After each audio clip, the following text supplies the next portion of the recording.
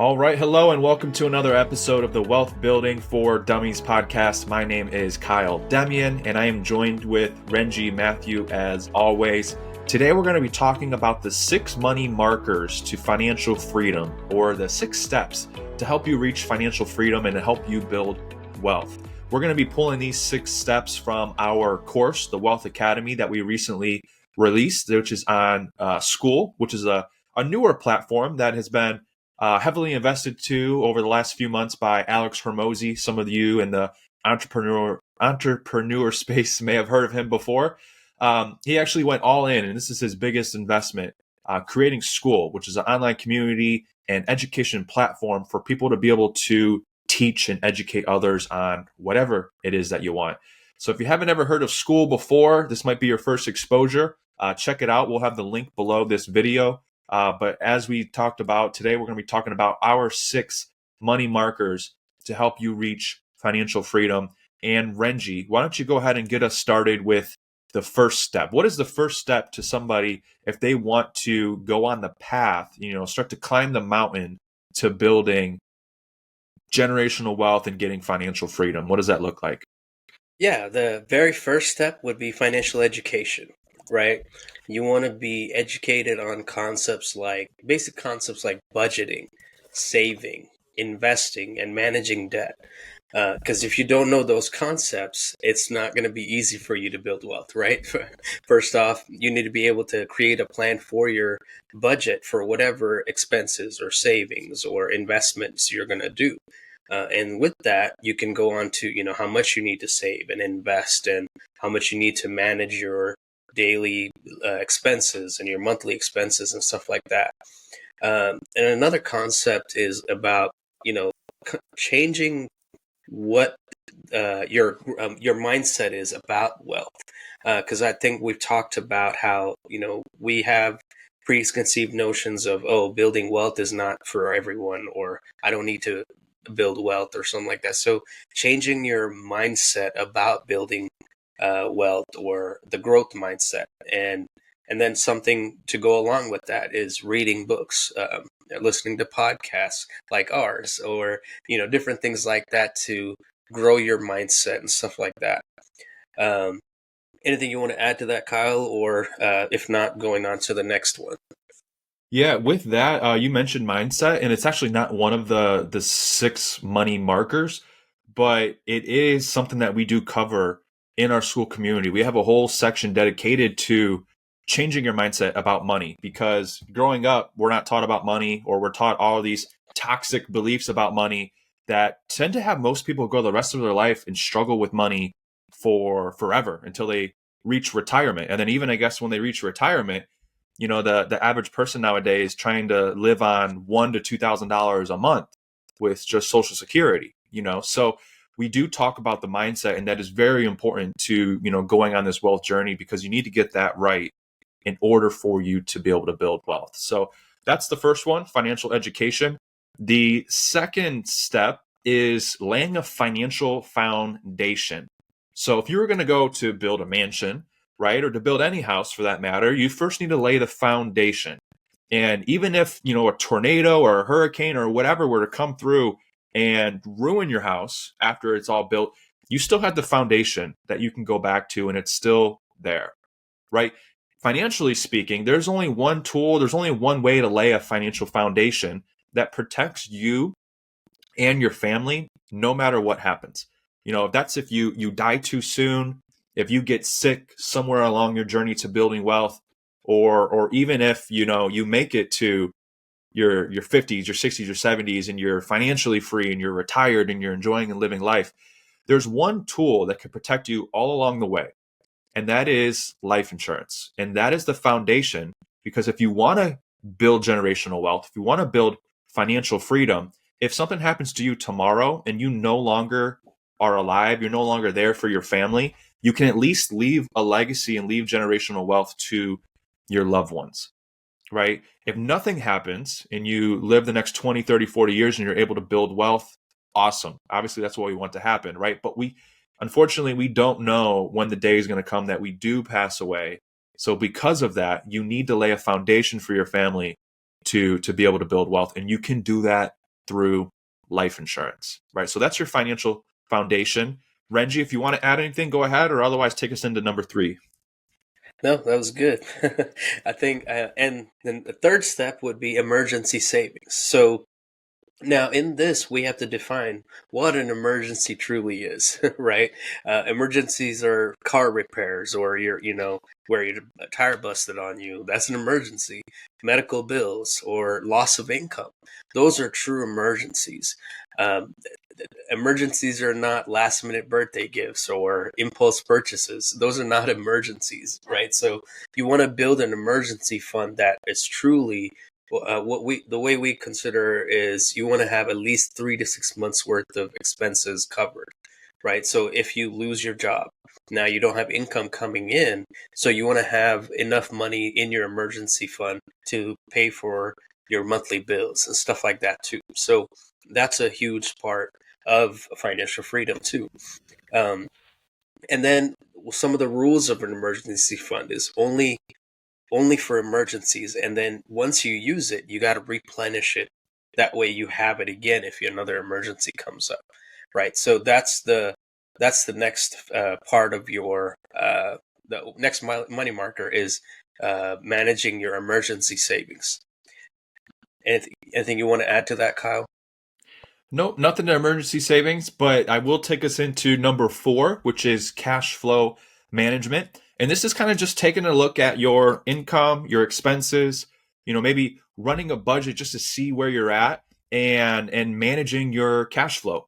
When it comes to budgeting, we like the 50-30-20 budget, which means that 50% of your expenses should go to your needs, the things that are necessary for you to live. 30% should go to your wants, and the remaining 20% should go to your savings and investments and or paying down debt. Right? We do also go into good debt versus bad debt. Most people hear the word debt and they automatically think that all debt is bad debt, but that's not the case. We do break it down in our Skool community, talking about how good debt could actually be used to make you more money, where bad debt is things like credit cards and maybe student loans could be factored in there if they have a high interest rate, but mostly just credit cards and how credit cards can be uncontrolled.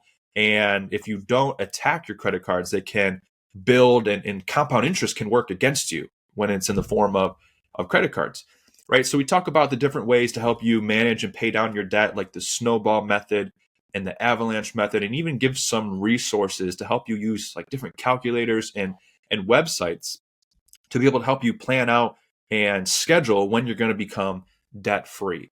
But I think the most important part of this is getting into the mindset where you adjust your budget to try to get to the point where you can start saving and investing 20% of your money. Most people, most Americans now aren't saving anything, right? So you wouldn't jump right into 20% right away, but just starting to save maybe $20 a week, $50 a week, and then build your way up. And the greatest part about this budget is once you can get to the point where you can live comfortably and save 20% of your money, that 20% scales. Whether you're making, 30 grand a year or you're making 130 grand a year, 20% of that is still going to be 20% of all of your income, right? Because it's a percentage. So everybody should strive to try to reach those goals. And that is going to set you up for success in the future because you're paying yourself first. And too many people, too often, we pay everybody else. We pay our mortgage company or the company we're renting from. We pay our internet bill. We pay our phone bill. We pay our subscriptions. And most people try to wait to the end of the month to see what's left over to save for ourselves. And if you do that, typically it's zero.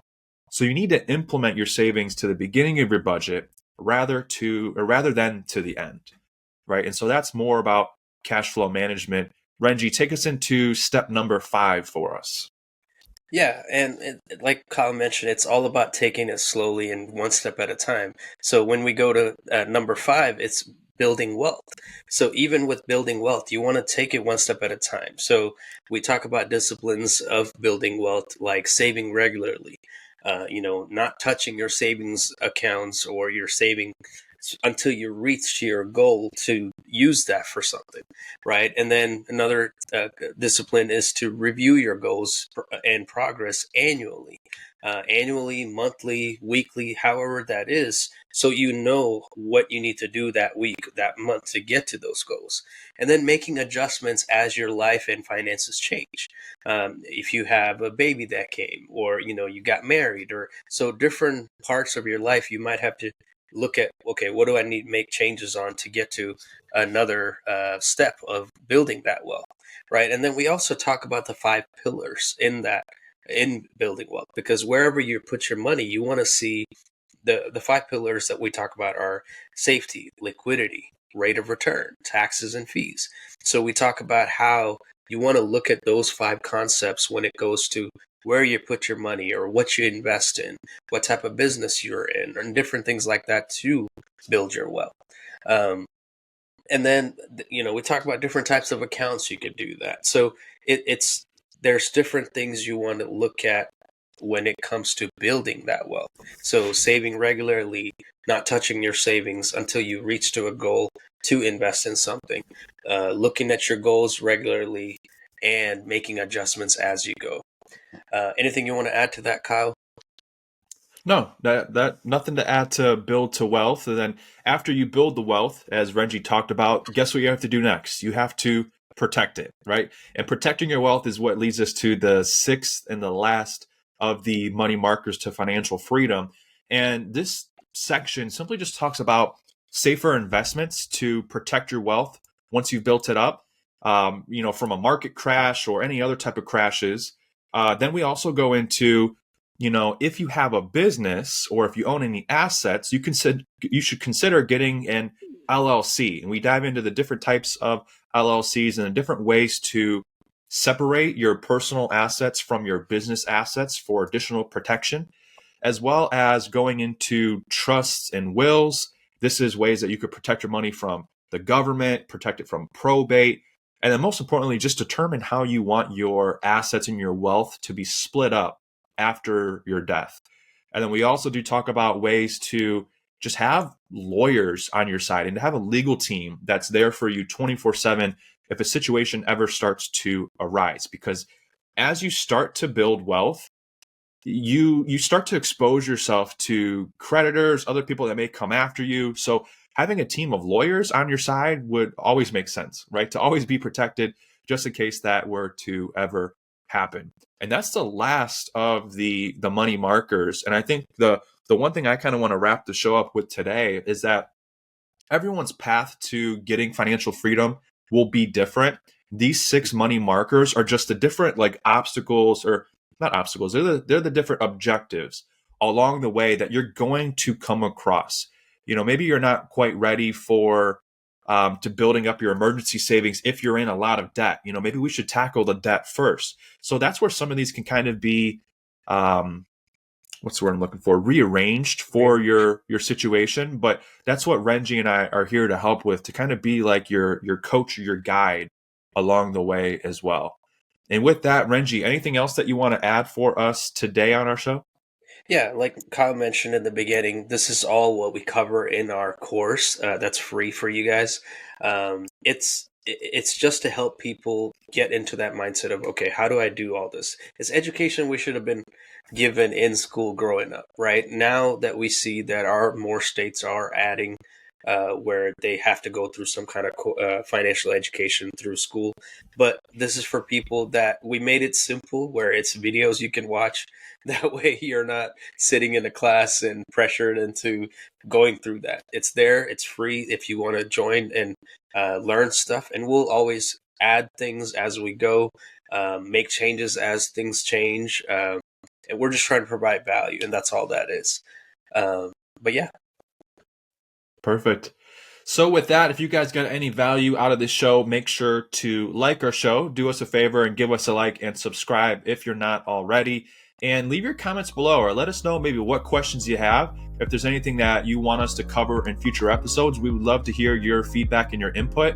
And with that, thank you guys for tuning in, and we'll see you on the next episode of the Wealth Building for Dummies. Everybody take care.